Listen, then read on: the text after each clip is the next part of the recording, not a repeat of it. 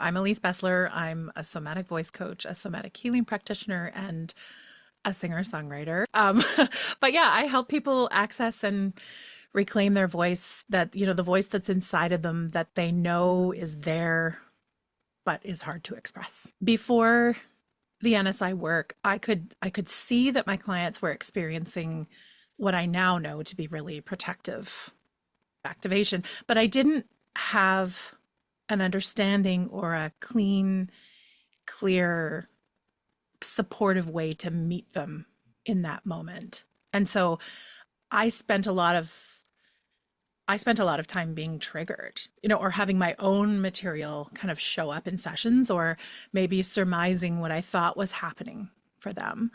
Um, and while we were still able to get the work done, the lasting changes were kind of always on the horizon, right? Versus using the NSI frameworks and tools, it's just been incredibly supportive, both to myself, as a human and as a practitioner, and so much for my clients as well, who are now able to know and understand themselves on a much deeper level.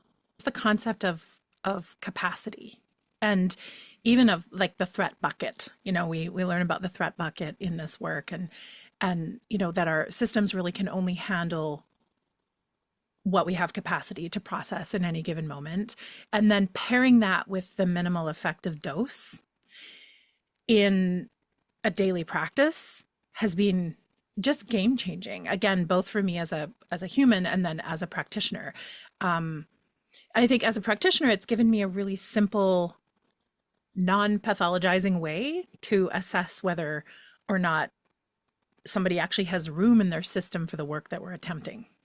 Right. And if they don't have that capacity, then taking the time and space to slow it down and create it, cultivate it, so that we're not pressuring their system into something that, could possibly cause, more stress or more regression. And I think, like, in the coaching world specifically, there's a lot of solution-based work, happening, where promises are made. If you follow these 5 steps, you'll never have to deal with fill in the blank again. And even though I was initially trained with that, I could see the potential harm.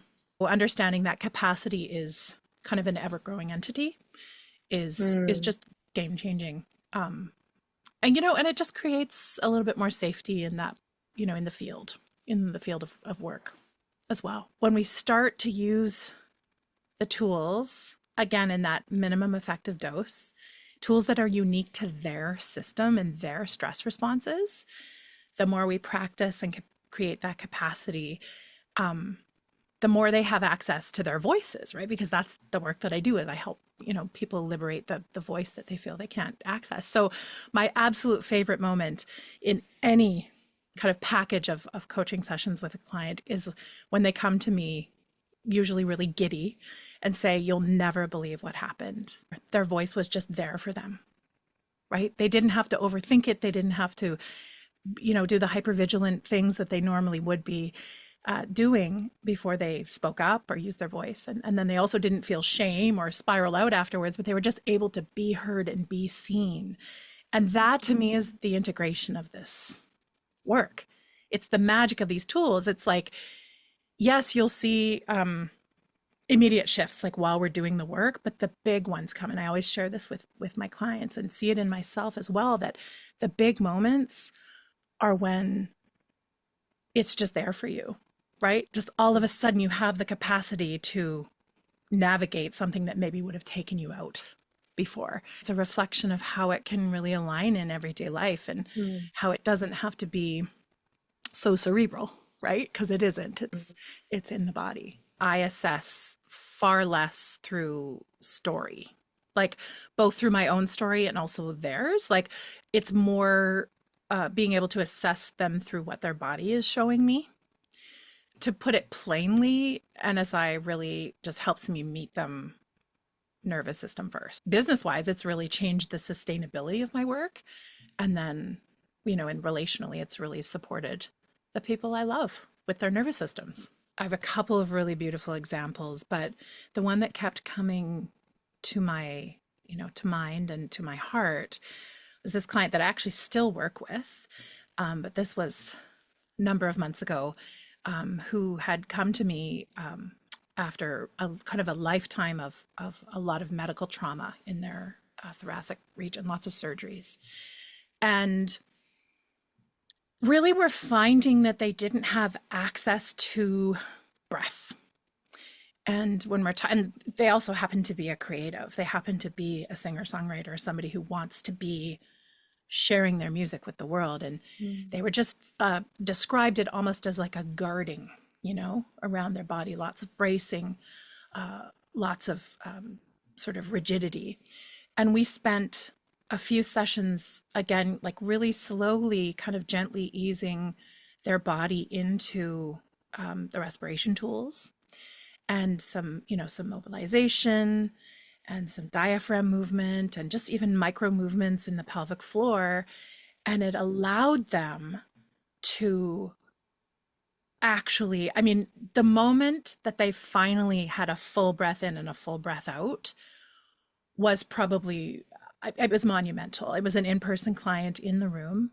Both of us felt it, like it was palpable. And then, okay, so my voice is shaking a little. I can actually feel a bit of emotion come up. Then they sang. And it was like probably one of the single most powerful moments, that I've ever witnessed, because it wasn't just about the sound. Like it wasn't just about their voice. It was about their body. And like I could see how their shoulders dropped and their ribs were moving with their breath. And, it was just so, so powerful. And it feels really significant because through that relative felt safety that we were able to cultivate and create through using these tools, it really opened up a portal for them into, making the sound that they had so desperately wanted to do, all along. I don't know many people that haven't had an experience of like feeling like their voice was suppressed. This person happened to be an artist, but also like, what about our daily truth speakers, right? Like this work isn't just, in the way I apply it, isn't just for performers and singers. It's for anyone who wants to, speak up, use their voice. Witnessing someone in their power in that way is really inspiring. But then also there was a moment where I was like, I can really trust myself more as a practitioner, right? Because I'm no longer pushing people beyond their capacity. And again, I think that minimal effective dose was really, really important here, just because there was so much guardedness for them. So it just allowed me to feel more confident, allowed me to feel more trust again, that I know how to meet someone where they need to be met. And that I can show up with integrity. Something really important that I want like the whole world to know is that when we work with our nervous system, we can just be so much more respectful of our own capacity. That's really important. But to expand a little bit for myself, like one of my own stress responses and well-worn pathways is a flight pattern, right? That shows up in overworking or staying busy, right? And it's kind of staying above the rest. And it was burning me out, And so now with my own, my own system's capacity expanding, I'm able to kind of know that edge and meet it for myself, right?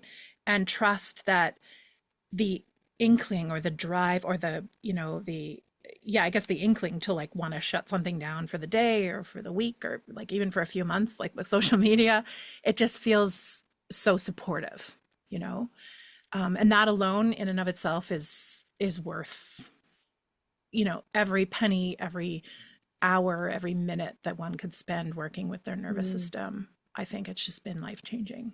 I feel so grateful for a really loyal clientele and for a clientele. And I think it speaks to the intake form process that we learn in NSI. There was, quite a bit of talk about intake forms, but just like having people in my orbit as a practitioner that really want to be here. And I feel really grateful that they want to renew their session packages with me. Over and over again. And then when we do stop our work together, it's it's because they're good. You know, it's because they're ready and they've built a toolkit and they have this inner knowing that they can go out into the world and manage their lives and, you know, their goals, you know, with the tools that Yeah. they've built. So that feels really important, you know.